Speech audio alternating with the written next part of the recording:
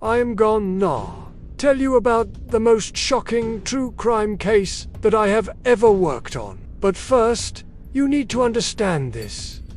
I make true crime videos. I research true crime cases.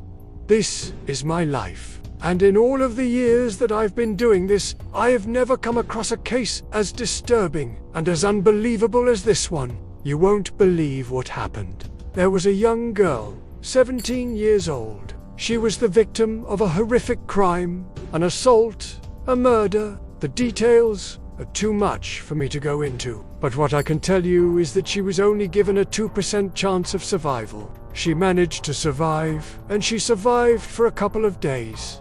But then she died in hospital. The police caught the guy that did this to her. They charged him with murder. But when they went to court, the judge said that he wasn't actually guilty of murder. He was only guilty of manslaughter. And the reason for that was because the judge said that the actions of the emergency services, the paramedics, and the doctors, they saved this guy's life. If it wasn't for them, he wouldn't have been able to stand trial for murder. Therefore, he couldn't get a conviction for murder. Now, I've read this case 17 times now. Every time I read it, I get more and more angry. And I'm trying to work out, how is this even possible?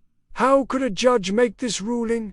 But there's more. After he was found not guilty of murder, the judge said that he should serve 20 years in prison. But he gave him 10 years for manslaughter. Now, this isn't even a thing. You can't be given 10 years for a crime that has a maximum sentence of 5 years. This judge literally made up his own sentence. And I don't know why. It says here that the prosecution and the defense both asked for life in prison. But this judge came up with his own sentence. And it gets worse. He's eligible for parole in 5 years. So this monster, this person who did this horrific crime, he's gonna be out in 5 years. And as a reminder, the victim in this case will never, ever be able to get her life back on track. She will never be able to go to college. She will never be able to get married or have children. And do you know why? Because of a misdiagnosis. The doctors and the paramedics, they thought that she had passed away. They didn't realize that she was still alive. And that's the reason why this monster is walking free today. If you want to know more about this case, then stay tuned. But remember, when justice fails, we must be the voice of the voiceless.